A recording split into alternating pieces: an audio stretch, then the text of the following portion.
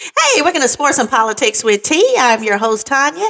Tonight we have made it back to Monday, guys. Listen, I hope everybody's enjoyed their weekend so far. We have made it. That's right, we have made it. It is already the last week of January, January 26th. Let's give it up, y'all. That's right.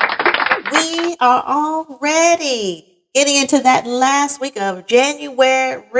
Listen, I know people were looking at the football games this past weekend, and I'm going to tell you, I did watch some of both of the games. I didn't watch all of it, but let's just say the last two teams, it is official now. It will be the Seattle Seahawks against the New England Patriots, guys, at the Super Bowl. February the 8th. That's in a little, right at 2 weeks, guys. In about 2 weeks, the Super Bowl will be here. Again, New England Patriots, which used to be Tom Brady's old team. Okay, from back in the day. It's been a while since the Patriots have been in it. And the Seattle Seahawks. And I think that was Russell Wilson's team from back in the day. So this is going to be pretty interesting. I don't typically watch those two teams. I usually like Kansas City, or I like the Panthers, and I like sometimes Dallas. Depending on who's playing. So, and I like Philadelphia, the Eagles. Those are going to be like my top four. But none of those teams are in it this year. So this year is going to be a toss up. I'm not sure who I'm going to go for. I know Seattle has a very, very good defense. Like I said, I watched them play against the 49ers a little over a week ago, and they got killed out there. So, so it's going to be interesting. However, the Patriots are doing really, really well as well. So we'll just have to see. We're probably going to do a few little things next week with the Super Bowl, kind of letting you know what's going to happen, some things that we feel like, people need to know. Of course, the halftime show, there's going to be a Latino artist named Bad Bunny who's going to be there. And it's going to be interesting. Like I said, it's going to be interesting. All right. Also, tonight we are going to talk about ICE, okay, and Minneapolis. A lot of things have been transpiring in this last month, really. And let's say people are losing their lives senselessly, okay? We're going to talk about two people that recently just lost their lives during this ICE raid in Minneapolis. And listen, I understand what they're trying to do, and I know they're trying to crack down on the illegal immigrants, but to me, the way they're going about this is just all wrong. Okay, innocent people are getting hurt and getting killed over something that is senseless. And to me, you're still not getting the people who you need to be getting. They to me are going after American citizens. I'm going to let you know how I feel about this first article. It's a lady that was killed about 3 weeks ago. Excuse me. Her name was Renee Good, and I watched the video. She was in her car. A lot of people say that she was trying to flee. Some people say she was trying to get away because she felt like she was being attacked. To me, even with that, I still say they shouldn't have killed her. They could have shot the tire. They could have done everything they could to get that woman out the car if that was the case, right? So let's go ahead and dive into this first article, and then we're going to go and dissect the second video, which is talking about Alex Pretti. He was another bystander that got killed recently, about 2 or 3 days ago, by ICE. And it's just crazy. But let's break this video down once it's over.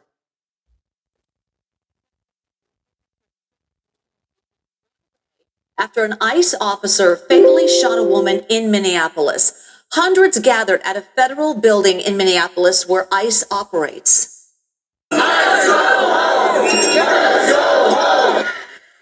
At least 3 people were taken away in handcuffs. Federal agents deployed chemical spray.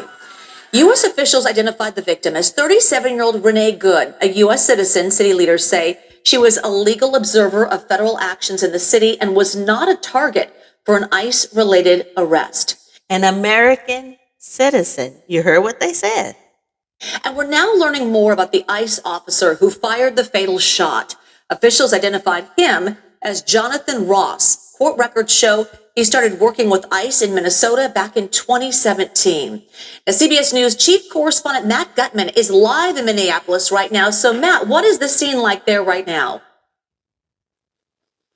Juliet, shockingly, 12 hours after about 700 protesters arrayed here, lined this side of the street, there is still this face-off between, on the one hand, you can see those federal officers kind of silhouetted in the dark on the other side over there, and a smattering of protesters that are left here. But for hours, there were these back-and-forth skirmishes, and there's still a whole bunch of residue from that. This is basically pepper spray that was shot at the ground and dried. You can see the sort of the rain dropping off of it. But across the city, there are still protests. There are a couple of big marches planned elsewhere, and there's still concern that, just one spark could set the city exploding in protests. So far, it has not happened yet, Juliet. Well, Matt, we do know the name of the ICE officer who fired the fatal shot. What else are you learning about him? We know that there was another incident about 6 months ago in which, in a very similar situation, we understand, the officer was trying to make an apprehension, we are told, and at some point, the motorist did not stop, did not heed commands. That officer smashed the back window, tried to unlatch or unlock the front door, and that motorist took off, dragging the officer for about 100 yards. Apparently, he had to get stitches. Was not seriously injured, but a very similar incident. And, it is something that people here are talking about, that this perhaps is a pattern. But additionally to that, there's a lot of fear in general about these officers. Many of them are masked, Juliet. Some of them are very heavily armed. And the protesters that we've been talking to and the organizers that we've been talking to say that they're much more afraid of them than they are of the regular police, because they believe that these officers would be more willing to shoot people dead. So it is a very different kind of sentiment that we experienced perhaps in the George Floyd protest 5 years ago that rocked this city in particular, but really reverberated across the country. One thing that is not in question is the stamina of some of these protesters, Juliet. One more addendum to that. By and large, the absolute vast majority of protesters that we've seen have been completely peaceful today. Yeah, noted. Okay, so the investigation into the shooting is now solely being led by the FBI, no longer in collaboration with Minnesota investigators. So what will the FBI be looking for when they watch the videos? There's a key term that people are going to probably become more familiar with, and that's called supremacy. The FBI wants to be able to take control of this case, especially the criminal aspects of it, over local agencies. That will give them more control over it. So they're going to be looking at everything. They're going to take a look at all the video. If there's body-worn camera, they will examine that as well. They're going to be looking at the positioning of that officer, where he was when the shots were fired. But one of the key legal terms that is going to be examined and upon which this entire case might hinge is the frame of mind of that officer. Did he, at that time, have a reasonable belief that his life was going to be threatened or that he was at risk of serious bodily harm?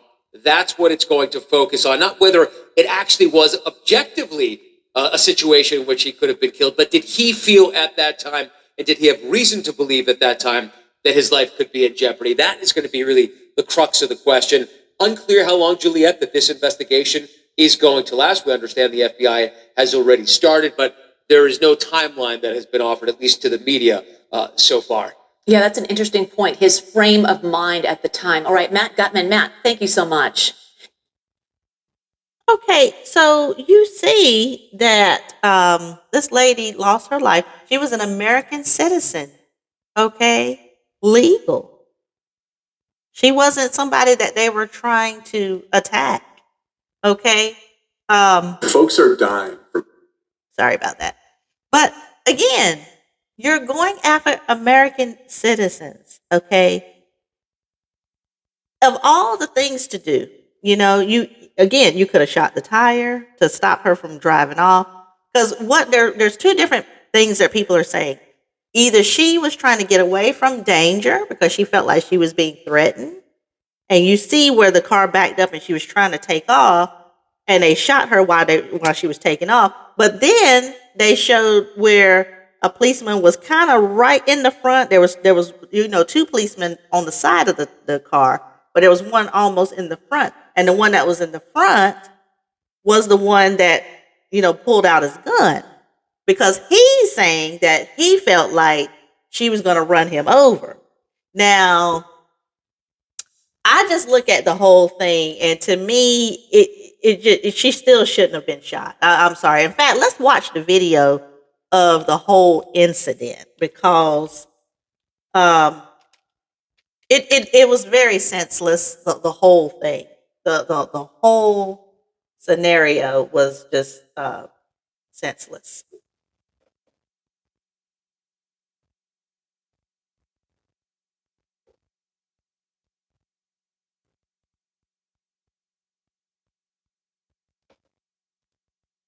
Using the same video forensic tools as agencies like the FBI, this nonprofit group is giving us a unique look at Renee Good's fatal shooting. We're based in Paris, France, and we specialize in visual forensics. Francesco Sebregandi says he and his colleagues at Index are able to combine videos and create animations based on frame matching between multiple videos and photogrammetry, which Index says provides highly accurate measurements of time and distance that allows them to create animations. And so, for example, we can place in the 3D model the vehicle exactly in the position as we see them in the images, but then are able to look at the scene from another angle because we have a 3D model of the scene. So you see the two officers on the side, but there's one that's kind of almost in the front. You really can't see because the policeman is blocking. Show angles from behind Good's car, from above. Now you see that the policeman is right there in front, and then there's one on the side. And from the video recording by the phone of the agent who fired the shots. Here is what Index concluded. The study is inconclusive as to whether Good's car actually did or did not make contact with the ICE agent in front of it. The Index study says it is clear that the agent was seen alongside the car as it turns to the right and is no longer a threat of running him down. And at this point, he fires a second shot at Good through the driver's side window, and then a third. He was not in immediate physical danger, in particular with regards to the second and third shot, as I think it can be seen when we freeze the video itself, but also more clearly once we change angle within a 3D model. With Good mortally wounded, the car goes out of control down the street and crashes. DHS's use of force policy says that an agent should avoid placing himself in front of a vehicle that could be a threat. And see, that's another thing. What they're saying now is he really shouldn't have been standing, that the one that was in the front shouldn't have never been placed in that position to begin with. You never put yourself in front of a vehicle that you're trying to apprehend someone, right? So I can understand that too. So the question is now, well, I mean, she's deceased now, but the question is, was she intentionally trying to hit him, or was she trying to steer away? And as she was steering away, what they're trying to say is that she made contact, allegedly, with the policeman, and that's why he shot. So who knows? I'm not sure, but it just was very, very senseless. And advises against shooting at moving vehicles. Beyond questions about whether the shooting was within DHS or DOJ regulations, the question over whether the second and third shots could be justified legally may never be tested in a court of law. The Deputy Attorney General previously announced that the agent's actions were justified and will not be subject to criminal investigation. Of course, we're investigating the Renee Good shooting, but we're investigating them in a way that respects people's rights. Sebregandi says Index will continue monitoring the shooting as new elements and any new images emerge. All right, so you can see kind of the different angles that they're looking at. Like I said, there was one on the side and there was one in the front. It was senseless. I mean, she when I even heard the video, she was talking to them. She was like, I'm not even mad at you guys. That's what she said to them. And I'm just like, it to me again, there's no de-escalation anymore. It's like they just go right into killing. They don't try to apprehend, they don't try to shoot the tire of the car while it speeds away. I mean, there's so many things that you can do before you take someone's life. Okay, it's just really really sad, like I said, to see innocent people get killed for simply exercising for her rights. Okay, but yeah, so let's go on to the next one. This is Alex Pretti. He is another victim of ICE who recently got killed about 2 days ago. And same thing, this man is a nurse, an ICU nurse, okay, who got killed by ICE. We're going to break this video down as soon as it's over as well.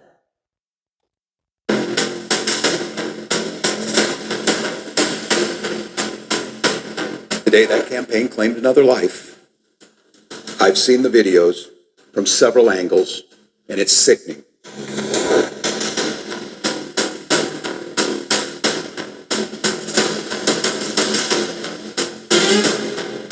Alex Jeffrey Pretti was 37 years old, a U.S. citizen born U.S. citizen. I keep framing that because people keep saying they're not attacking U.S. citizens. They're not attacking. That's 2 U.S. citizens killed. in Illinois, raised in Green Bay, Wisconsin. He was a registered nurse working in the intensive care unit at the Minneapolis VA hospital. Registered nurse at a VA hospital. A healthcare worker trained to save lives. Pretti was also an avid outdoorsman, a competitive cyclist, and a University of Minnesota graduate with a background in science and research.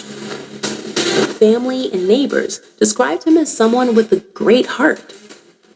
He legally owned a semi-automatic handgun and had a concealed carry permit. But there was no history of violence, no criminal record, only minor traffic violations.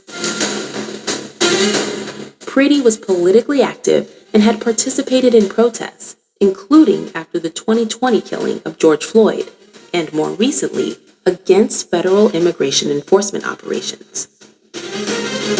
On January 24th, 2026, during protests in South Minneapolis, Alex Pretti was fatally shot by federal agent from U.S. Border Patrol operating under ICE.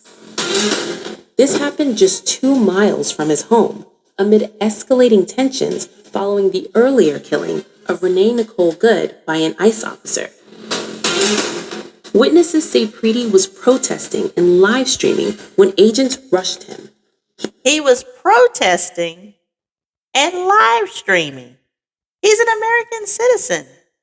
But again, like I said last year, ICE is going in if you look suspicious. And I said that last year around the same time last year, around February, March of last year. They don't care, guys, okay? They're going after men, women. It doesn't matter, okay? The way they're going about this is all wrong. No de-escalation tactics. They're not even trying to, they're just going in, just killing, okay? Now, some people are questioning ICE. Some people are saying, who are these people of ICE? Are these people of ICE really with the government, or these people are just everyday people that are a part of hate groups like the KKK and the skinheads? Are they just in another uniform acting as if they are ICE, but in reality they are a hate group that is taking it out on American citizens or people who have different beliefs? He was tackled to the ground, and, according to multiple accounts, he was holding his phone, not a weapon, and shielding a woman from pepper spray. Federal officials, however, claim Pretti reached for a holster and posed an immediate threat. Seconds later, gunshots rang out. Pretti was pronounced dead on the scene. His family said they learned of his death through media reports and struggled to get answers from authorities. Multiple bystander videos captured the chaos: agents in tactical gear, protesters shouting, a man in orange pants being forced to the ground. One angle appears to show an agent disarming Pretti before the first shot. Slow motion analysis highlights his hand moving toward his waist, but other witnesses insist he was holding a phone and had already been restrained. No footage clearly shows Pretti firing or brandishing a weapon at the moment he was shot.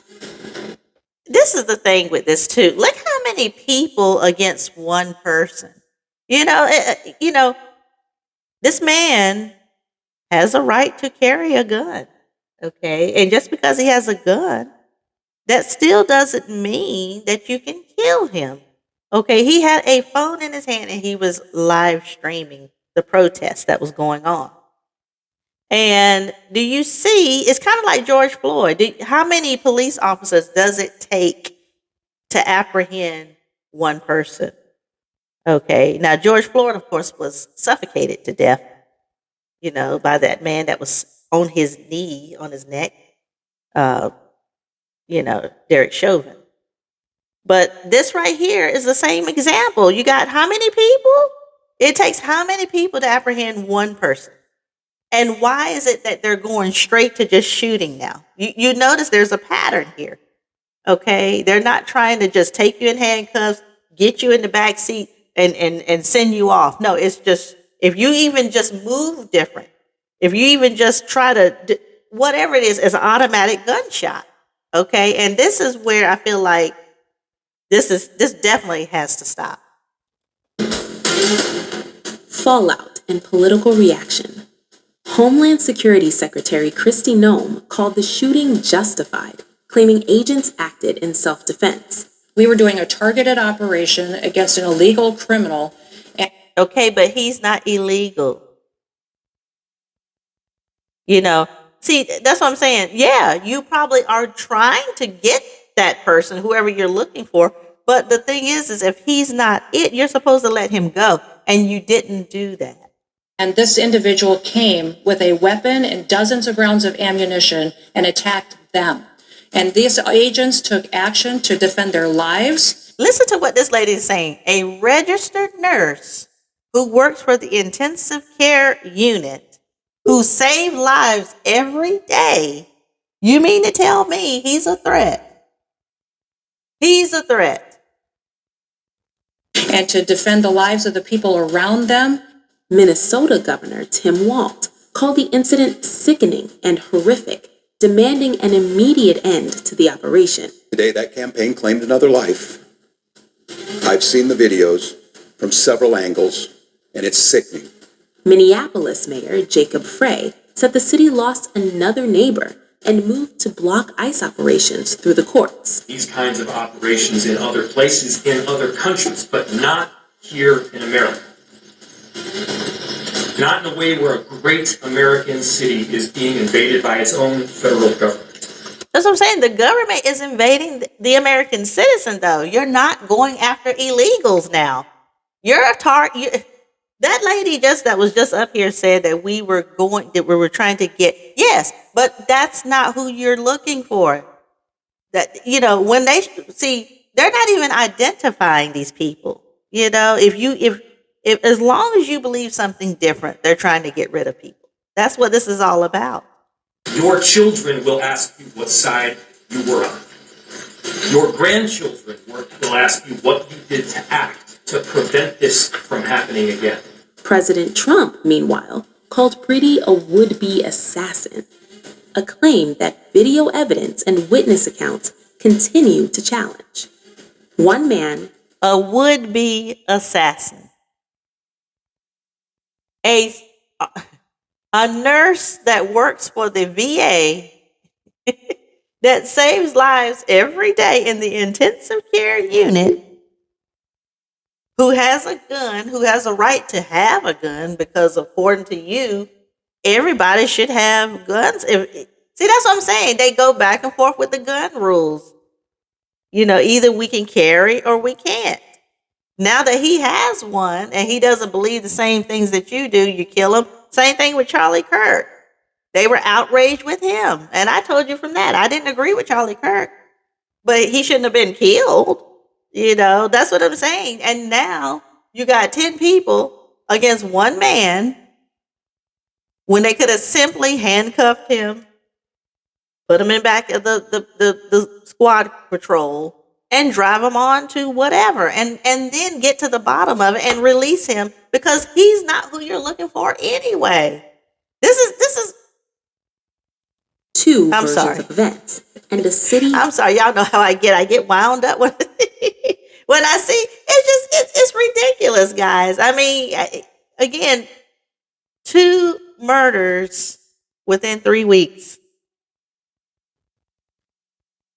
And these are not people that you're really trying to get. Meanwhile, the illegals are still running around. You're apprehending American citizens. Demanding answers. As investigations continue, the question remains, was this self-defense or a deadly failure of de-escalation? Yeah, again, de-escalation. You got 5 people on 1 person. You mean to tell me it had to end with him being killed? Like I say, Donald Trump doesn't care anyway, right? He called him a wannabe assassin. This is the president of the United States. You just called one of our American citizens who works for the intensive care unit, who is a nurse, who tries to save lives every day. You just took that person's life.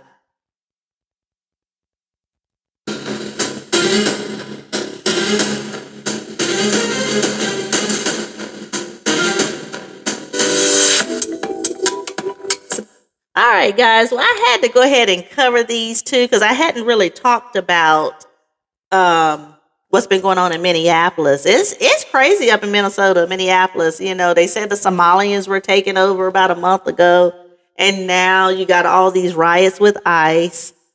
People are getting outraged, and the list keeps going on. And if you notice, the Republicans always side with ICE, no matter what.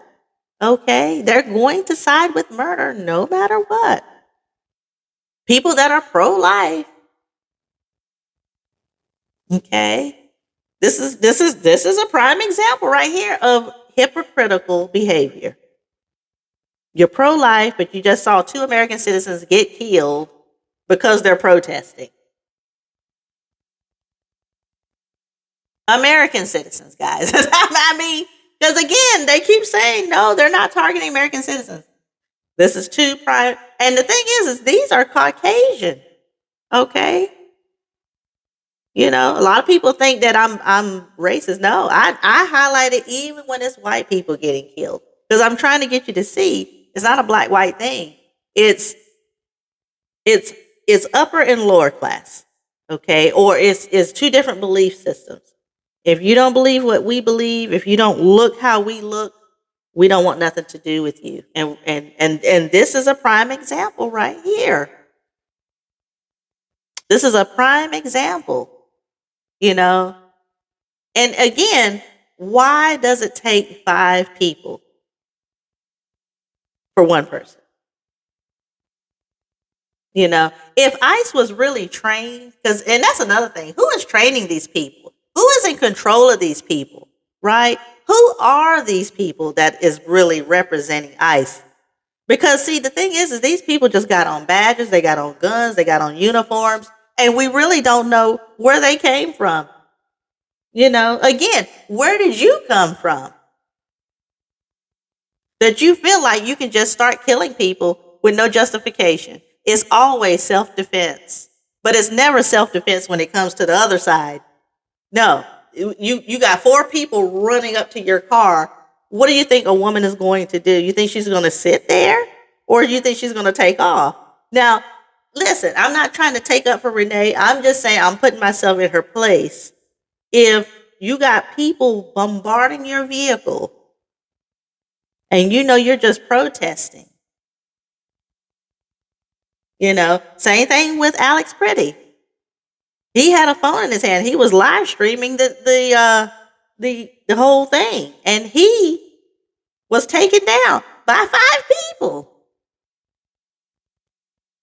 And the reason why I keep bringing up his occupation is because these people work. And even if they didn't work, it's the fact that this you're getting rid of your own people, guys. Okay, this is what I'm saying. Okay, it's just ridiculous. But anyway, guys, I just wanted to highlight this for tonight. We're going to keep our eyes open on this ICE situation because Minneapolis has been wide open for the last 2 to 3 weeks. So we're going to definitely keep looking at this because I feel like there's going to be a lot of people in a lot of hot water, and really the investigations really they need to investigate ICE right at this point because this is just getting to be way too ridiculous. You saw Tim Walz say something about it. He's outraged, and some of the officials there are really, really outraged because it's making the whole city look bad as a whole, But anyway, guys, I hope you enjoyed for tonight. Yes, I will be back on Thursday at 8 p.m. with Sports and Politics with T. We are taking a pause with fun and entertainment with T. We are going to do a little bit different segment. We're going to change it up just a little bit.